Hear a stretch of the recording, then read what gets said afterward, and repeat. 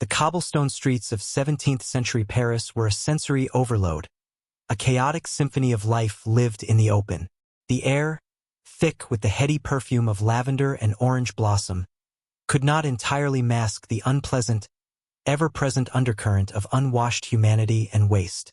Through this vibrant tableau glided the men and women of the upper crust, their heads held high, crowned with towering mounds of powdered hair that seemed to defy gravity. These were not mere fashion statements born of whimsy. They were carefully constructed shields, elaborate masks hiding a multitude of secrets. Beneath the pristine white powder and intricately curled locks lay a history steeped in disease, deception, and high-stakes royal drama. Every wig was a testament to the desperate, all-consuming struggle to maintain appearances in a world where one's image was not just a reflection of status, but the very foundation of it. To falter, to show a crack in the facade, was to risk everything. This era, so often romanticized for its opulence, was equally defined by its anxieties. The story of the powdered wig is not just a footnote in the annals of fashion. It is the story of how a mysterious and terrifying illness inadvertently launched one of the most elaborate and enduring style crazes in Western history. It is a tale of how the humble wig, born from a need to conceal, once held the power to define an empire, its rise and fall mirroring the shifting sands of politics, medicine, and social hierarchy, a silent witness to an age of profound transformation. Before the powdered wig became a symbol of aristocratic flair, its origins were rooted in a far darker reality. In the late 15th century, a terrifying and relentless disease swept through Europe, leaving a trail of devastation in its wake. Syphilis, or the Great Pox as it was grimly known, arrived with a brutal force for which the continent was entirely unprepared. With no understanding of antibiotics or modern germ theory, medicine was powerless against its advance. The illness took on a mythic, horrifying presence, a divine punishment whispered about in hushed, fearful tones. Its early symptoms were deceptively subtle, a few sores, a passing rash, but its progression was a slow, agonizing unraveling of the human body. Flesh deteriorated, limbs withered, and in one of its most socially devastating manifestations, noses collapsed, and hair fell out in large, unsightly patches. This hair loss, known as alopecia syphilitica, left its victims disfigured and marked, their illness broadcast for all to see. In a world where one's outward appearance was inextricably linked to their social and moral standing, these physical symptoms were not just painful, they were catastrophic. To lose one's hair was to be branded a pariah, to be socially doomed. The disease became a great equalizer in its cruelty, striking down both commoners and kings, yet the shame it carried was a burden borne in silence, hidden away from a judgmental and unforgiving society that saw illness not as a misfortune, but as a moral failing. In the lavish courts and rigidly structured societies of 17th-century Europe, personal grooming was a language unto itself, a complex code that broadcast one's status, wealth, discipline, and even moral character to the world. Appearances were not merely important, they were the very currency of power. And among all the physical traits one could possess, none was more prized, more politicized, or more laden with symbolic meaning than a full, luxurious head of long hair. For both men and women, long hair was a living testament to vitality, a sign of noble blood and divine favor. It whispered of a life of leisure, of countless hours spent in the hands of expert stylists and barbers, of the wealth required to maintain such a pristine and time-consuming feature. Hair was a walking billboard of social class. The longer, cleaner, and more elaborately styled it was, the more potent the message it sent. A nobleman's flowing locks, often curled and perfumed, distinguished him from the cropped, practical hair of the laboring classes. A woman's intricate updos, woven with ribbons and jewels, spoke of her family's standing and her own virtue. This obsession with hair was so deeply ingrained in the culture that it appeared in art, literature, and political discourse as a metaphor for strength and virility. It was a natural crown, a gift that signaled one's rightful place in the world, an essential element of the aristocratic uniform that was as important as fine silks or sparkling jewels. The cultural reverence for hair created a climate of intense anxiety for those who could not meet the ideal.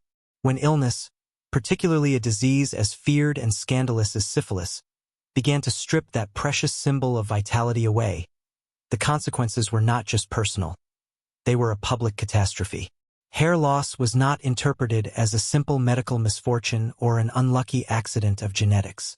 In the deeply superstitious and judgmental society of the time, it was widely seen as an outward sign of an inner corruption, a mark of moral failing, a punishment for promiscuity, or irrefutable proof of a hidden scandal. A balding head on a man of court could ignite a firestorm of rumors, threatening his reputation, his career, and even his family's standing. For the noble class, whose entire identity was intricately woven into the tapestry of their public appearance, losing one's hair was akin to being stripped of one's rank in the social hierarchy. The shame was so profound, the fear of exposure so great, that people went to extraordinary lengths to hide their condition. Openly discussing such an illness was unthinkable, especially when it was linked, however unfairly, to sexuality and sin. Instead of seeking solace or medical advice, the afflicted turned to subterfuge. And from this desperate need to hide, a solution emerged, not from a medical breakthrough, but from a revolution in craftsmanship. Men began to discreetly conceal their patchy scalps with ornate, custom-made hairpieces. Women sought to enhance their thinning locks with padded curls, clever weaves, and other adorns. What started as a subtle cover-up, a desperate act of personal concealment, was about to blossom into something far more extravagant, a culturally transformative trend that would change the face of fashion forever. Wigs were not born from vanity, but from shame. No fashion trend can truly conquer a culture without a royal seal of approval. In the case of the powdered wig, that endorsement came from one of the most powerful and image-obsessed monarchs in history, King Louis XIV of France.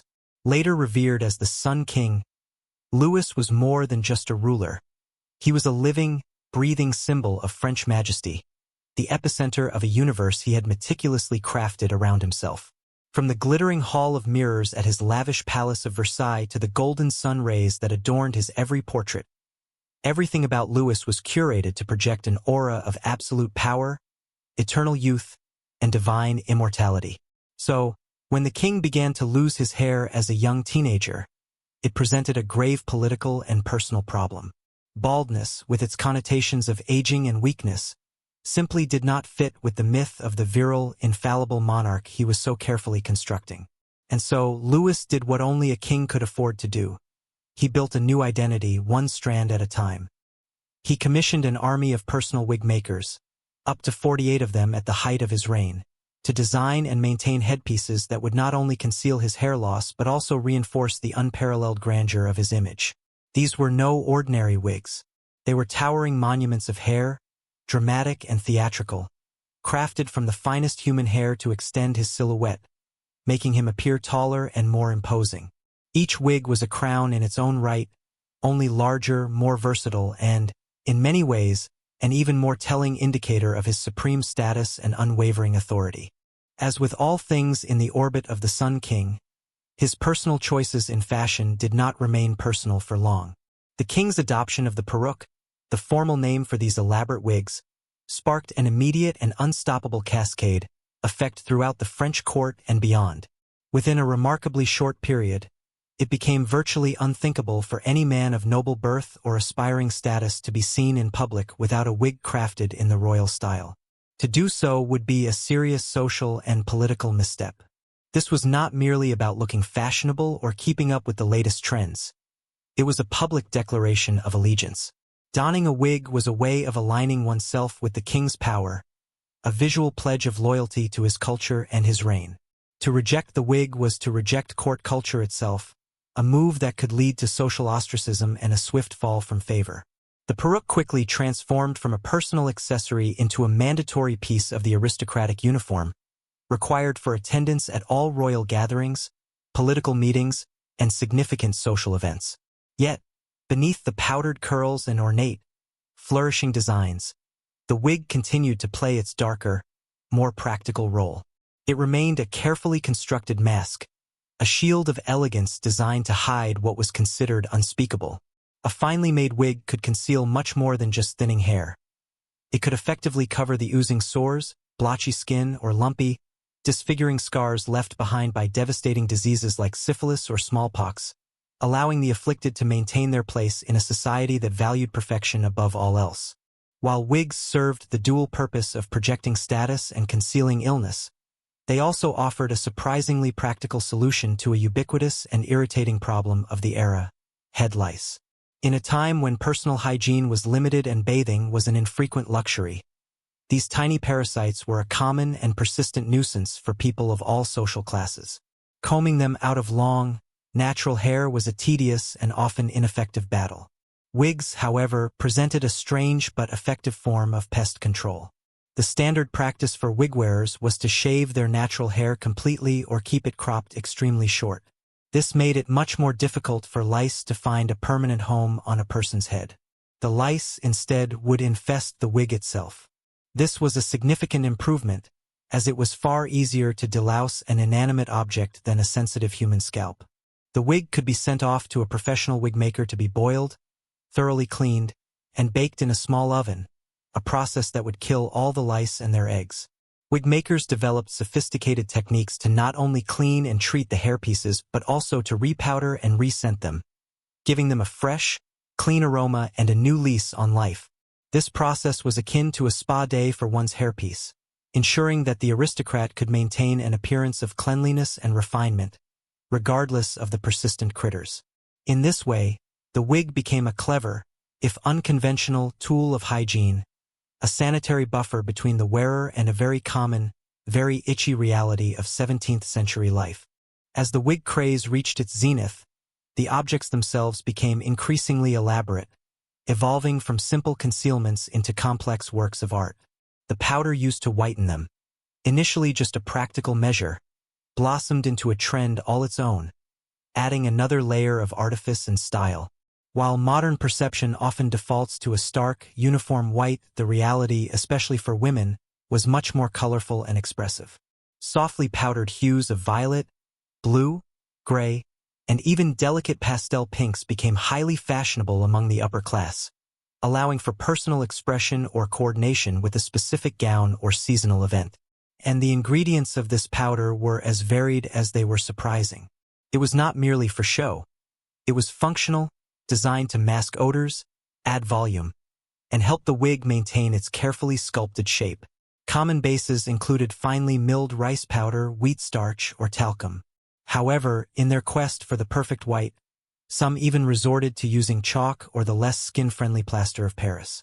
Yet, it was the scent that truly sold the illusion of refinement. Powders were almost always heavily perfumed, mixed with expensive essential oils of lavender, rose, jasmine, or citrus. This fragrant cloud served a crucial purpose, helping to cover the, shall we say, natural musk of the era.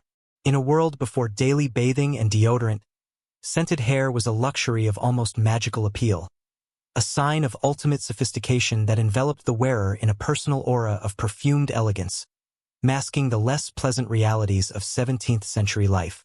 From the royal courts of France to the drawing rooms of London, wigs took over Europe, but not all wigs were created equal. The very term bigwig, which we use today to describe an important person, comes directly from this era. It was a literal descriptor, referring to someone of such significant wealth and status that they could afford the largest, most extravagant, and most ridiculously oversized wig possible. The height of one's hair became a direct, visual measure of the height of one's social standing.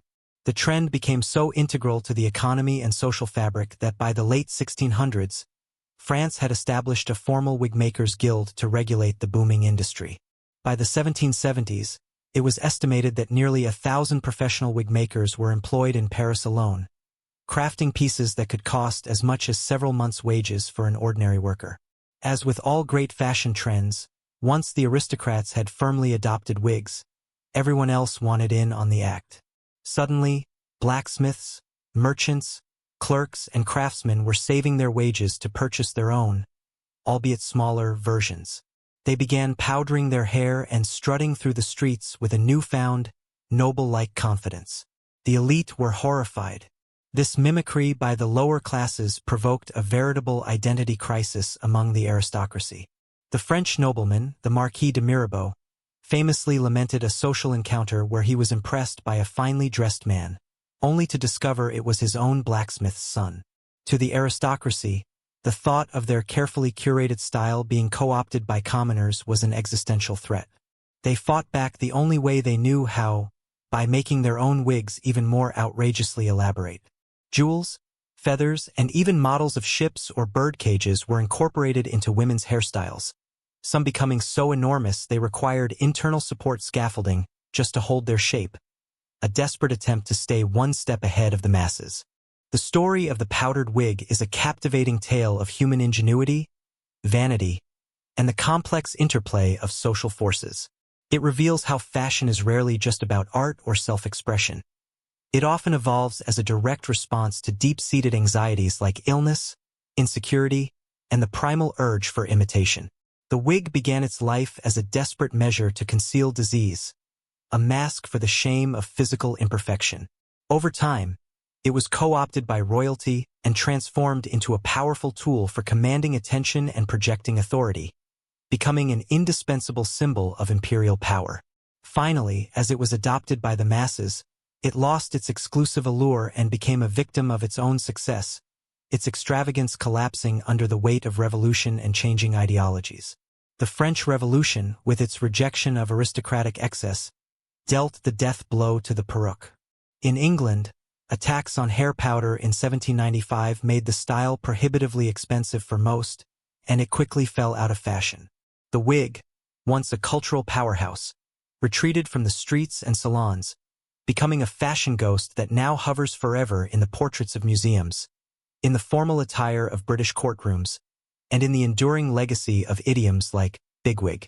So the next time you hear that word or see an old painting of a stately figure crowned with a cloud of white hair, remember the complex history it represents. That wasn't just a style. It was a story of survival. It was a symbol of status. It was a shield against scandal. And it all started with a patch of missing hair and the profound human need to control one's own image against all odds.